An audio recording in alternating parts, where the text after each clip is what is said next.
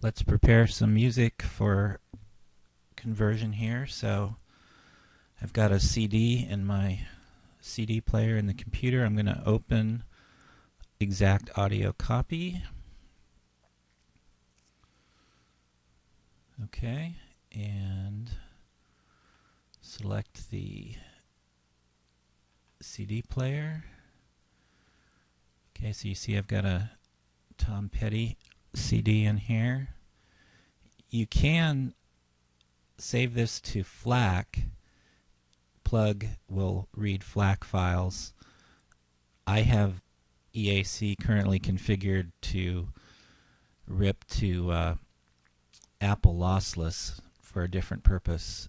So I'm just going to go ahead and make this into a single WAV file. So we're going to do copy image and create QSheet uncompressed. New folder.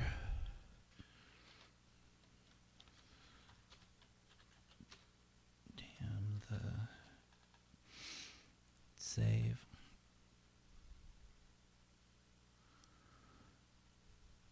Okay, it's almost done here.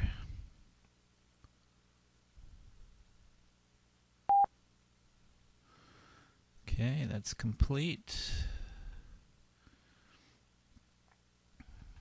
So we're ready to both the Q file and the WAV file in Plug. So first let's get Plug started. And I'm going to load ZAG 421 or SPEC 421 ZAG release. I'm going to open up ZAG.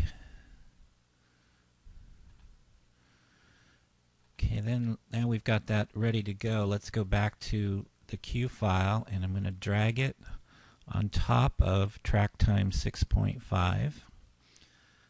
That passes the Q file into the program, and we need to tell it the samples per second, 44100.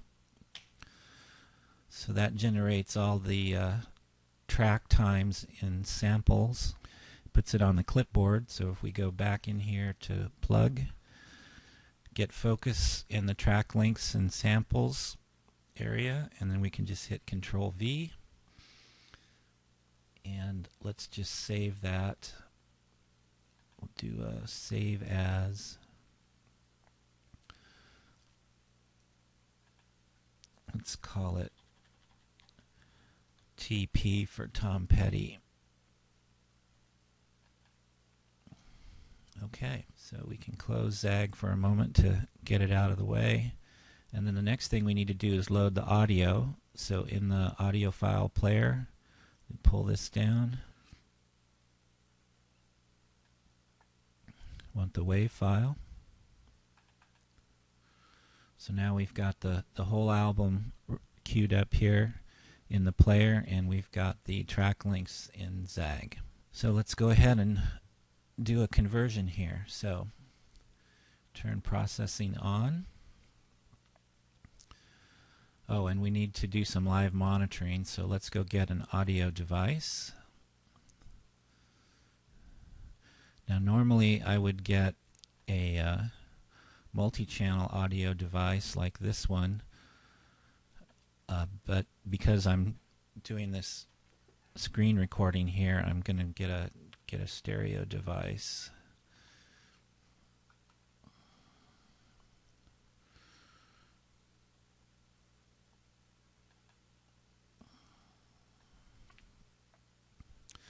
Okay, and again, just for purposes of this demo, I'll be connecting the surround sound outputs from Zmon down into stereo so you can hear them on this recording. Oops. Make sure we've got that working. You can hear some music. So the first thing you want to do here is look at this pre-gain control. If you have it below, you see the clipping light will come on. You want to avoid that. you will have to adjust that differently for the different methods that you would pick.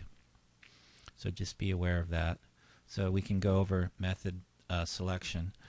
Method selection will only function properly when processing is on, and that's the reason why this little readout is here, to let you verify that you've got what you think is processing.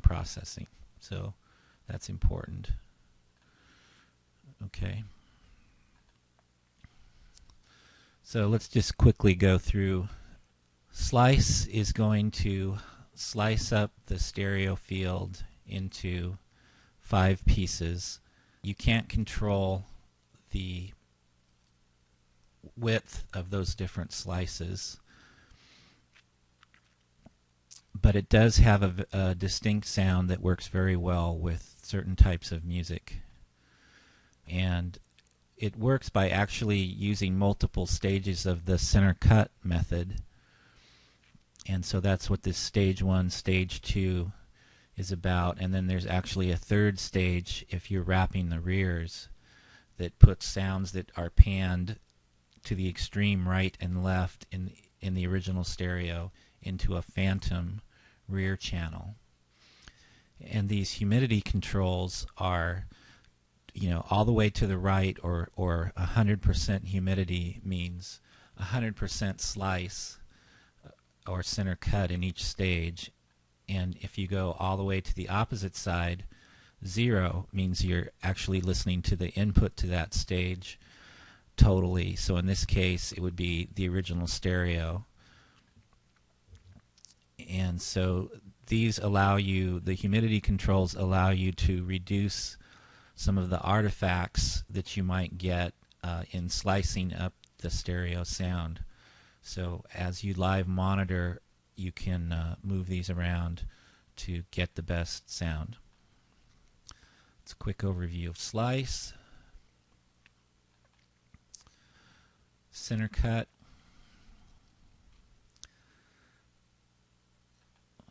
Is just a smaller version of slice. Center cut is going to give you the center in the center speaker, what's cut out of the original stereo minus, you know, when the center is cut out, what's left over is the sides, and in center cut method those go to the rears, and then you have the original stereo in the front, left, and right. Okay. LCR is kind of a deprecated method. This goes back to Gerzon and some of his work in early multi-channel sound systems, which started with 3 channels rather than more than 3. I don't find it useful anymore, but you can play around with it if you like. I'm not going to cover it in any great detail. Arctan is the most sophisticated of the methods in SPEC, and it allows you to have control over the overall width of the stereo field, how it gets spread around your 5.1 channels. 360 would be spread all the way around to a phantom center in the back, again where sounds that are panned in the original stereo all the way to the right or all the way to the left would meet in the phantom center behind your head if you have this set all the way to 360. If you didn't want that to happen, then you would be setting this more towards the angle to your rears. So for instance, if your rear speakers were 110 degrees from center, then you would set this for 220. And that's, of course, controllable. And then you have width controls, center, front, and rear, what's ever left over from setting the center and the front. And then you have several modes, which we'll go over in detail in the next chapter.